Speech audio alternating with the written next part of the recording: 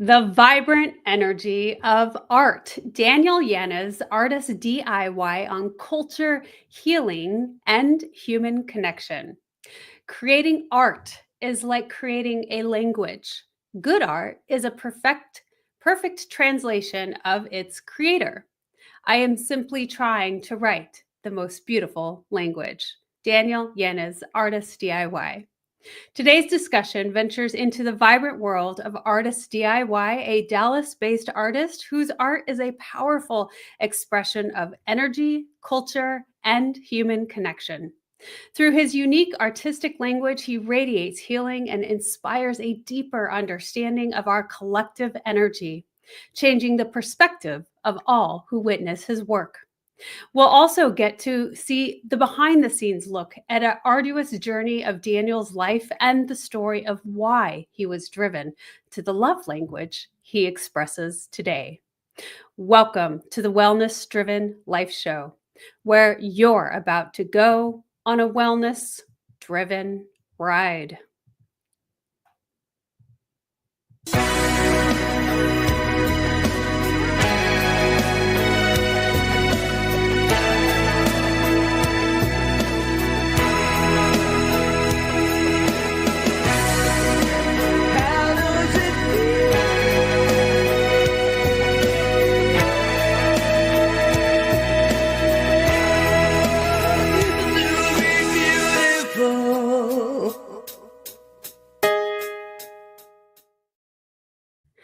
Let me share a little bit about the incredible guests that we have with us today.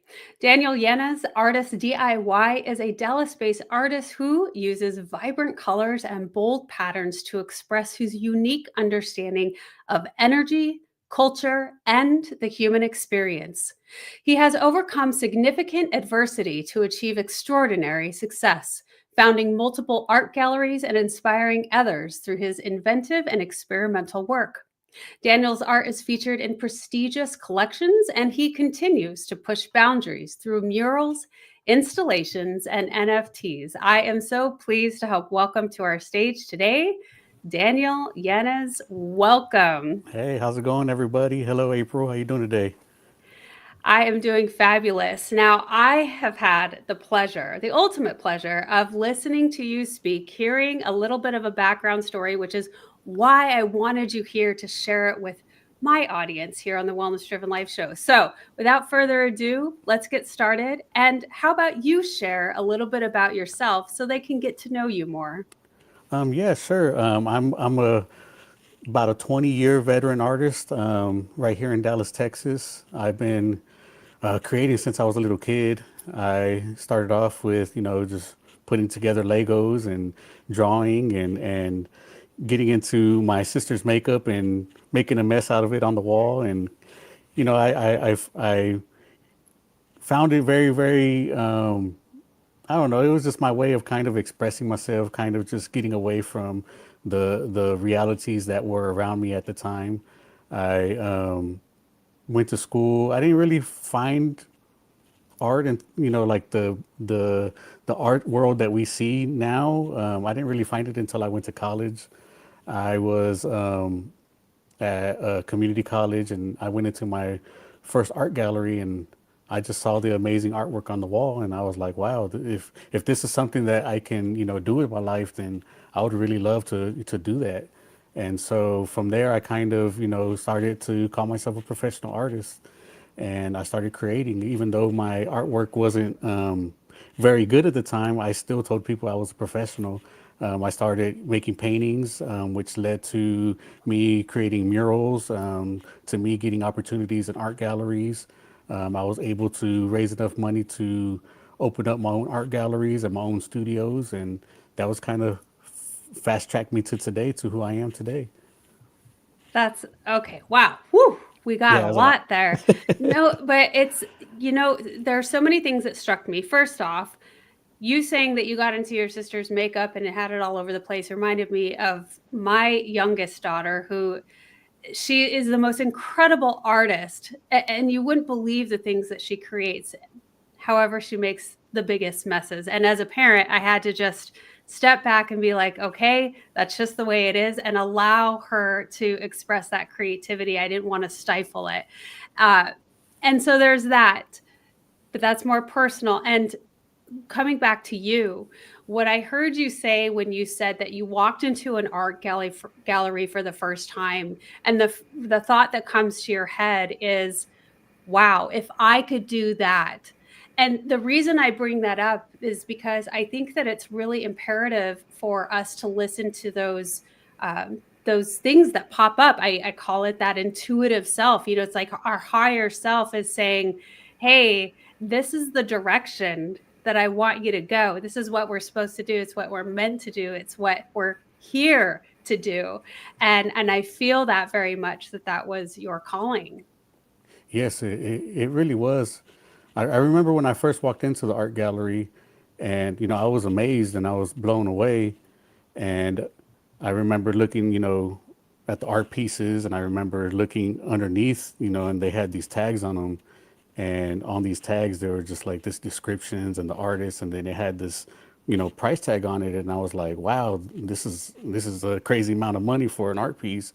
And I thought back to like my childhood, and I was always able to create stuff. I was always able to create from nothing, and I felt like maybe this is my calling. This is my sign that I can do this for a living. I didn't know what I was doing at the time. I was young, and I kind of paused, and I tell everybody I had my conversation with God, and Mm. I asked God, like, if you put me on this earth for a reason, then you must have given me a gift. And I thought real hard, and I was like, the only thing that I was ever really good at was creating from nothing. So I was like, maybe that's why God put me on this earth, was to become an artist, to become some kind of, creative entity, as you could say. And I was like, you know what? That's why I'm here, because I'm good at it. This is a sign. And it was just like, I don't know, it just hit me like a car, like it just out of nowhere, like it all hit me at once, and I was like, that's what I'm here to do. And from that day, I literally just started calling myself a professional artist. I, I I know I hadn't put in the work yet. Now that I look back, and I know that my art wasn't, the greatest, and I had a lot of growing to do, but I just knew it and I felt it. Like I knew that I was going to be a professional artist, and I was like, I'm gonna cut out everything, and I'm just gonna go straight all the way into it. I'm just gonna go straight forward, and, and that's what I did. It was the best decision of my life because I love what I do now. Ah, Daniel, that's beautiful. And you are giving so much gold to the audience right now, because again, it's these feelings, the talks with God, the knowing, the internal absolute knowing that this is what I'm supposed to do, the acting as if. Like that excites me, because you said from that point forward I was a professional artist, and it just was. It just is. Hmm. And I say that these are golden points because I truly believe that those are those moments that you really know that you're in alignment with what you're supposed to be doing.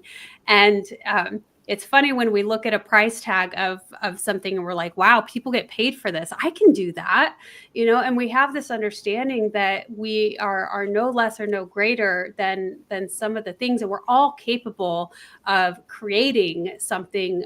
And it's just the matter of putting the action behind it. So you have this very deep story of childhood, where when I heard you speak of your story, it was very moving. We grew up during the same time period, so a lot of it really brought me personally back to my childhood and the happenings around that era. And that there was a lot of um, difficulties, much more than many people experience, especially many people that make it through to doing incredible things. There's all of these barriers and all of these setbacks where most of us will be like, I just can't, or I don't feel like I can, or you fall back into statistics. So Right, if you wouldn't mind sharing whatever you would like, a little bit about that journey with us. right. So I was. I guess we take it way back. I was born here in Dallas in 1985, and I don't. Of course, I don't remember too much from when I was that young, but I remember the 90s very, very clearly. And I was growing up in Oak Cliff, and during the 90s, it was very, very dangerous. It was filled with gangs, and you know, my mom was a single mother, so we lived very poor, and we had a lot of struggles. We sometimes didn't have places to live. We sometimes didn't have, everything that we needed. I remember that there was, Christmases when we didn't have, anything under the Christmas tree.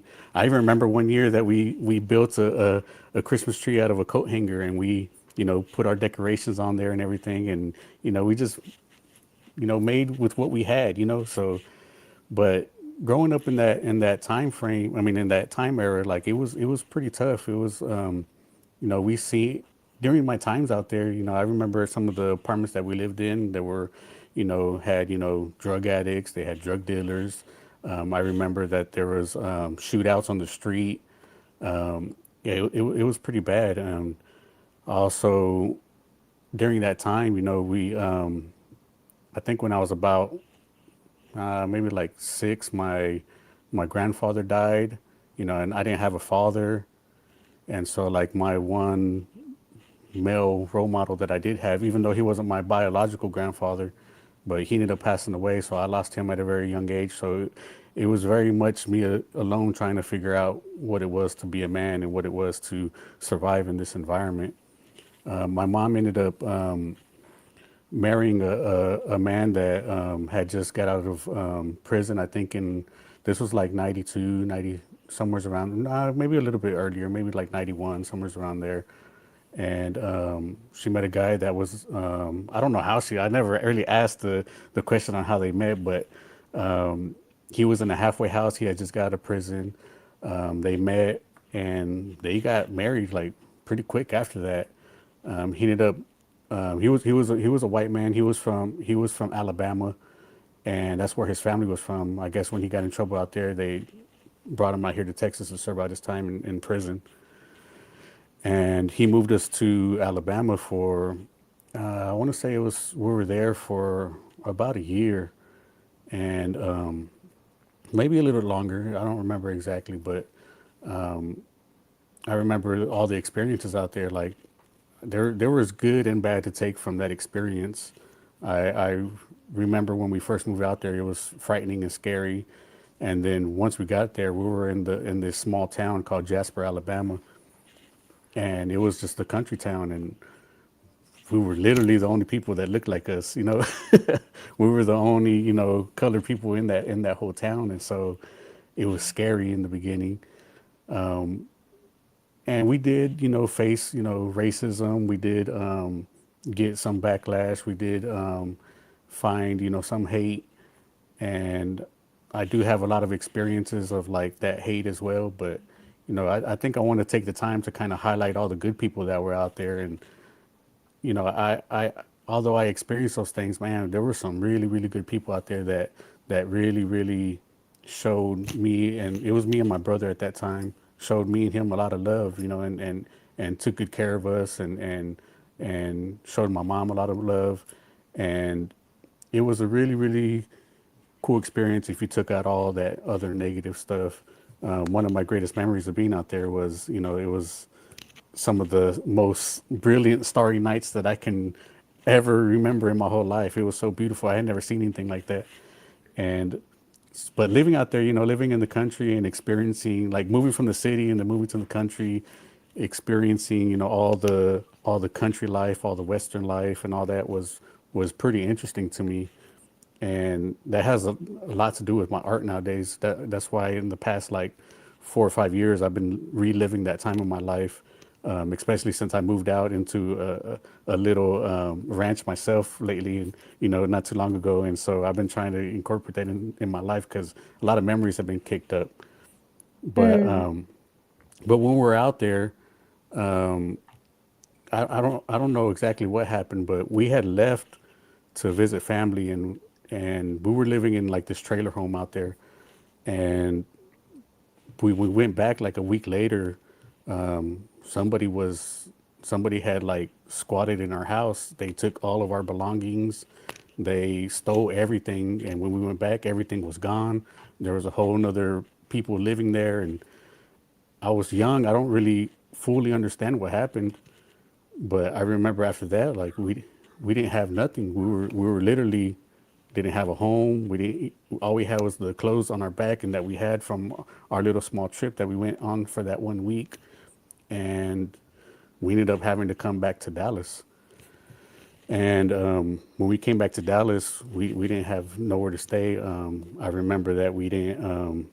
I don't. We had family here, but for some reason, our family didn't want to take us in, and we ended up, having to stay in a homeless shelter. We were Mm. back in Dallas. I remember the first night, which was a crazy memory. I remember the first night that we went, and my brother was, I think he was about like 13, somewhere around there. And so, because of his age, he had to sleep with the men. And since I was young, I had to sleep with the women.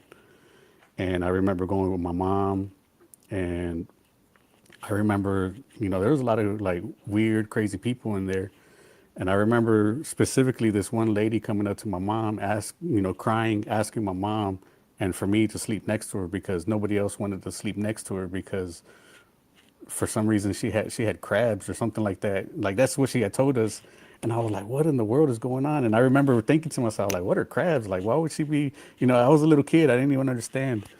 And I remember I remember going and the people there were so nice, like as far as like the workers, and I remember them giving me a banana, and then I remember my brother coming over to me and he was like freaked out because like he was on the men's side and he was like, man, he was telling me that there was a guy that was sleeping next to them and like he just got up in the middle of sleeping and decided to, relieve himself and defecate on the floor. And so he was like mind blown. And I was like, yeah, man. So that was like our first day experience, which was crazy. It was crazy, crazy.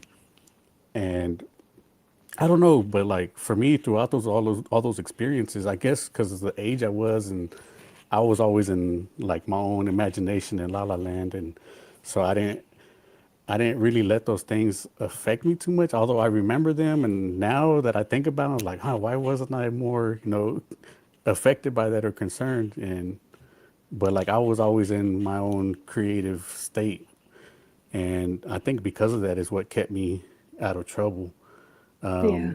That man that my mom was with, we ended up like getting ourselves out of the situation of being in the homeless shelter, and and don't get me wrong, like through these years that we were with this man, this my mom's husband at that time, and that he was a pretty like rough person to be around.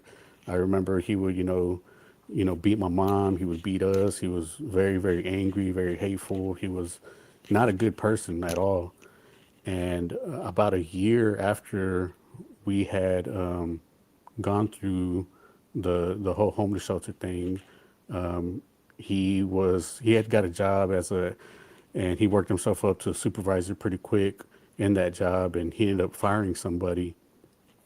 And that same day he had fired somebody, they came back and they shot him like four or five times with the 12 gauge shotgun and killed him there at his job on Oh, site.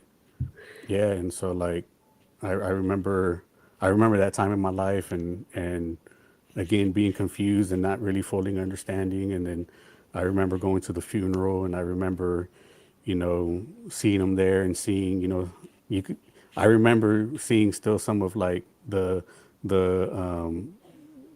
shrapnel or the whatever it was, the buckshot. I don't know what it was, but I remember seeing, parts of him like with like little holes in his face and in his neck and stuff. It was pretty crazy, like, but I don't know, like for some reason, like it affected me way different than like say my brothers, or because like I'm the youngest out of five, and out of all my brothers and sisters, like I feel like it affected them, pretty hard. Like my oldest sister, she became very addicted to drugs.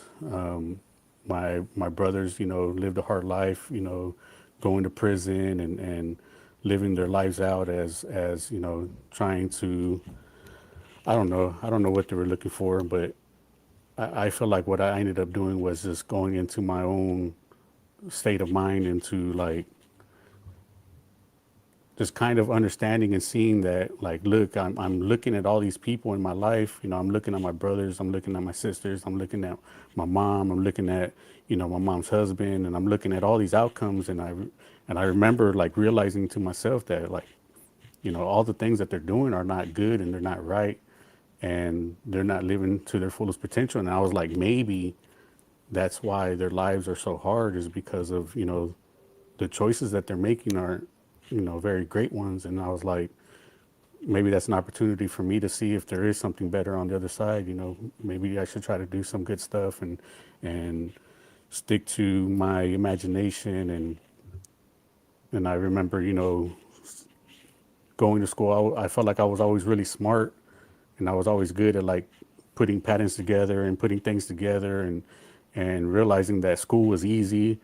I figured out that school was super easy once I figured it out. And what I figured out was like I didn't have to find anything new. I didn't have to figure out anything. All the answers were there. All I had to do was take the little bit of time to look at what the answers were, because they're all right there in a book, like a cheat sheet. And I was like, man, like I don't have to do much. It's pretty simple. It's just, going, taking the time and not being lazy to go and do it. And because of that, I was the first to graduate high school from my family. I was the first to attempt college, and all those things were scary and hard because it was the first. But I felt like I could do it. Like throughout all that I went through, I was like, I can still do it. I If I can survive all those hardships, then all the rest of this should be pretty easy. And that was the outlook that I took. And me, Yeah. during all that, me creating me, myself as seeing myself as someone who can survive on his own. I remember since there was such a huge gap between my age and my brothers and sisters' age, because between me and my next brother is what, 7 years, and then between my myself and the next set of brothers and sisters is like 12, 15 years. And so like I was always by myself, so I always had to learn how to play by myself. I had to learn how to, I remember like building whole cities out of, Legos and dominoes or whatever it is that we could find. And I just remember always being able to create that way, and it took me away from my realities. Ah, Daniel, you have shared such a beautiful story. Thank you for sharing that with us and being vulnerable and detailed and really giving us that background, because we're going to share a few of the creations that you've made, and we really get to see where your background shines through in all of these Awesome. pieces and how healing it is. Stay tuned. Are you ready to take control of your ride to wellness? Rev up with Driven Living. Visit www.drivenliving.com and buckle up for a journey. Get exclusive access to our Wellness Driven Life Show guest portal, where you can dive deep into the minds of our esteemed guests. Sign up for our newsletter and get insider scoops on these distinguished personalities. It's like having a backstage pass to their life-changing wisdom. But that's not all. You'll also receive a free hug. You heard me right, a free hug. An enlightening ebook from the Driven Living team. Discover the science-backed benefits of hugging yourself. It's a fill-up for your wellness tank. Because at Driven Living, we believe in fueling your journey to wellness, both physically and psychologically. So what are you waiting for? Visit www.drivenliving.com today. Welcome back, everyone. Here with the incredible DIY artist, sharing the beautiful background of your history. Really, truly has moved out of all of the statistics that we see on a very common basis when somebody has experienced a background like that. And so I want to shed light on all the incredible pieces that you do. And so we're going to bring that up and to the stage here for the audience who is watching to be able to see some of your works. Now, Daniel, I chose this piece specifically because I really loved, I would love for you to talk about it, but I really loved how this shows this character. It's really beautiful, just shows humanity, just being human and all of its trials and tribulations, the wear and tear of life. And so if you just want to tell me a little bit about this piece. Yeah, so this piece right here is of my father-in-law. His name is Juan. I would say the reason I chose to paint him is not only for his amazing background story of him, you know, being an immigrant, him living his life, you know, at a young age in Mexico. He was a vaquero, which was a Mexican cowboy. He came to America and worked really hard, and you know, ended up becoming a citizen, and he has, you know, seen some of the hardest times as I feel like I've seen some of the hardest times. And I just love his story of resilience, of him being able to overcome all those things. But on the other side of all that, like he has really, really stepped up to the plate for my family. He has stepped up to the plate for my kids. He's an amazing grandfather to my kids. He is always there for them 100% of the time. And he's that one father figure that I felt like I was always missing my whole life. And I give him so much respect because it's so easy as a man to not be there for his kids or to be there for his grandkids and stuff. And for him to take the time and not only for my kids and my family, but also the time that he takes to help me out or to give me advice and stuff like that is amazing. And so I decided to, you know, highlight him in a mural form, just so the world could see, you know, can see the story behind this man. And like most, not only like him as an immigrant, but him as a man, him as a father that, you know, isn't, you know, social media famous, isn't, you know, a celebrity or anything, doesn't ever get his flowers, you know. And I just wanted to make sure that he knew that he was appreciated and he got his flowers, and he is someone that someone can pass by and see him every day and give him a little bit of respect. So let's go back a little bit and shed some light with the audience of most of the work that you do. A lot of it is murals. You bring this to society, so because it's outdoors where people can see it, passerbys in parks and schools, etc. And so again, moving back into that humanity piece where I really feel like you shed light, so much light on our culture. And I feel that it greatly helps heal us, and it invites the connection, the connecting piece of all of us, of all sharing the human experience. And so if you want to shed a little bit of light on the type of work that you do and why. Oh man, well, I guess it goes, like for me, it's more about the similarities. I think that's why I use a lot of color and a lot of patterns in my work. And it's going to go into the type of work that I do, what I'm talking about. So like, no matter what kind of person I paint, and when you look at these, I can have, you know, a person from every culture in my mural on the wall, and you can see our similarities. You can see our stories through these patterns. When I paint them in my style, they all look similar. They all look alike. And it's like, oh, wow, you know, you have the same feature and this feature and that feature. And they all kind of like come together as to like, wow, you can't, when you really sit down and really like dissect it, like we're all the same, you know. And that's why with my work, I try to do a lot of pieces that speak about like who we are as people, and try to eliminate some of the hate that is out there, that's in some of these people that just want to not understand how we are in this fight together. And whenever I'm doing pieces, like I do work with, with like the juvenile centers, I do work with nonprofits and stuff. And the whole point of all that is just to, try to make this world into a better place of understanding of who we are together and what we do together to make this world great.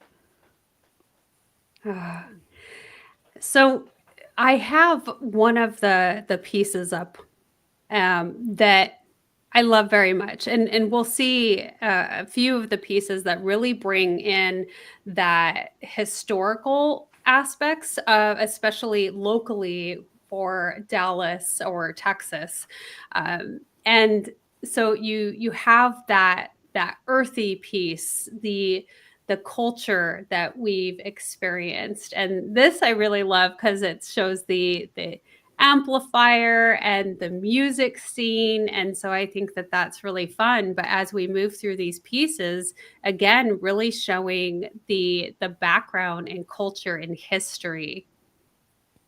Oh yeah, yeah. So the one that's up right now, that one's at Meow Wolf, and this piece right here in particular is very important because this piece right here is a dedication piece to Mr. King, one of the founders of Meow Wolf.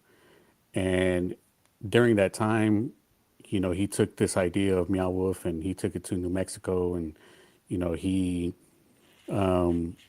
made something great out of nothing. He's an artist in his own right, and he created Meow Wolf and had a huge success. And then he ended up, bringing it back to Dallas and Texas. And I was just comparing that story a lot to my, life of like leaving Texas and going to Alabama, and then, finding culture out there, and then coming back to to Dallas. And somehow, even though me and Mr. King had this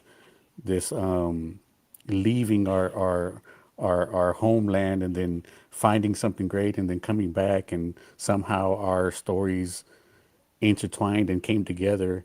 And that's what this story is like. Even though that's him in the hills back there, his silhouette, and he's looking down at this image, and I'm on this side and I'm looking at this image, and somehow our stories pass, but our stories are so similar, and we see the same scene.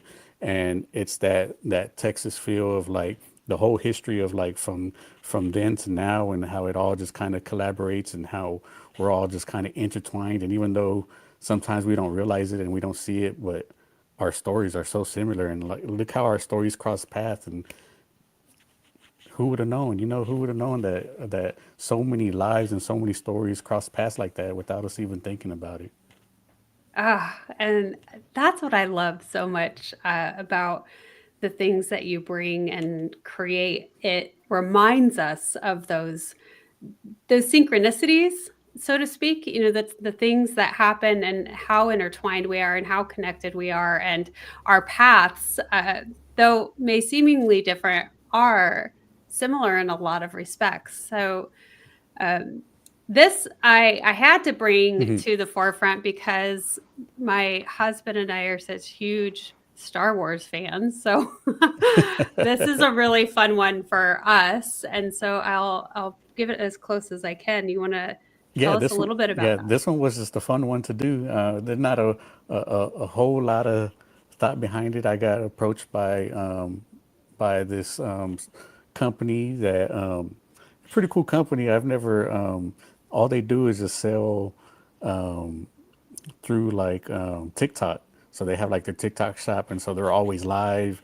They literally have like 100 cameras and iPads and everything pointing at them as they're, selling their products and stuff. It was pretty interesting, but they love my work and they're really huge fans of Star Wars. And I always wanted to do some Star Wars, and I was like, let's do it. Like, it sounds like a really fun opportunity for us do something that was different. And to be honest, these types of projects are some of my favorite, just because like it kind of takes me away from some of the realities. You know what I'm saying? It takes me back, to being a kid, and the not having to think too much about really anything. Get your mind off of stuff. And I think that's why that one was a pretty like important one to me. It definitely made my stress levels go down. Yeah, absolutely. And I think that's, sometimes it's interesting how we'll go into a creative mode for survival mode. And as children, you said you forget a lot of the things, or you don't know why you weren't affected even greater, based on the experiences that you had, is just because we tend to do that. Our mind will shut down certain things. It will go to a totally different place. And what a wonderful thing for you to have it go into a creative space, where it was positive, where you got to shape or mold a different reality, as obviously you are showing that you've done. I also really love about your story is how you have gotten back into nature. The fact that you had such different exposures to the city life, to the country life, and experiencing nature really brings that into your work as well, and showing all of those facets of what we have access to. There's the beauty in the city life, there's the beauty in nature, and being able to marry all of that is really ideal. Yeah, it is. It's reality. You know what I'm saying? So like all these aspects of what I consider reality, and then my own take of my own reality is like my connection to God. It's like, and nature is really important to me right now, just because I feel like through nature and married with art is like the closest that you could ever be to God. And for me, it's a very very profound experience when I'm able to participate in both of those at the same time.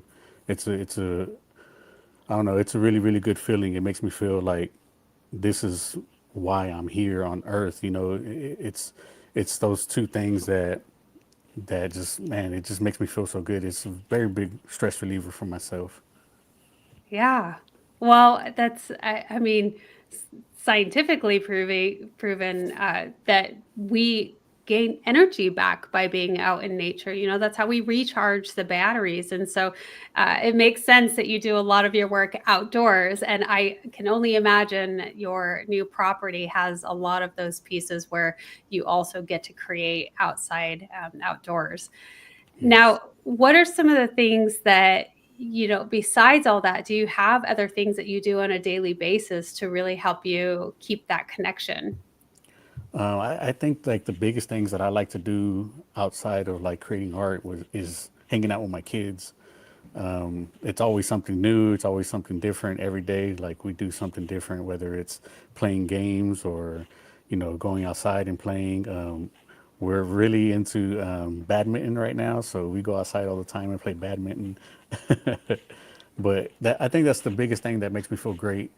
I'm one of those parents that, which is weird. I don't want to say like pandemic was a good thing. It really obviously wasn't, but it was a very very important time in my life that I know that year that I spent with my kids was the best year of my life.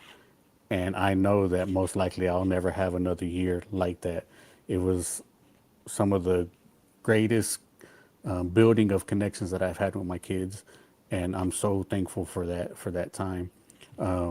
It makes me feel great. I'm also one of those parents that like, man, I hate having to, like during summer break and having to take them back to school. Oh, I miss them so much because I love hanging out with my kids so much. It's a lot of fun. That's probably my biggest thing. We go fishing, you name it, all that extra stuff that I like to do, like fishing, hitting the golf ball around, throwing the football, all that stuff is stuff that I like doing, but it's so much better because I get to do it with my kids.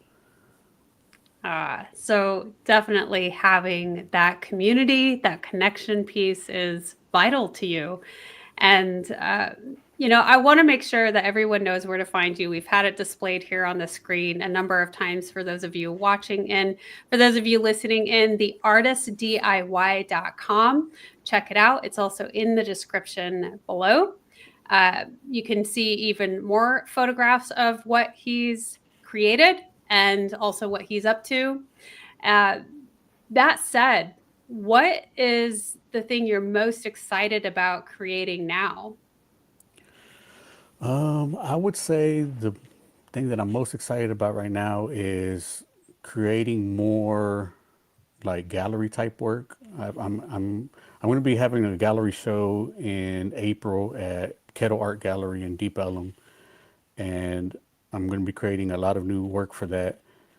And I just feel like right now is a very pivotal time in my life because I don't know, I've been waking up so many old memories. Maybe all those memories that I suppressed as a kid, or now I'm starting to try to do something about it and bring that self healing, And so a lot of the pieces are going to be based on some of those suppressed feelings that I pushed down when I was young.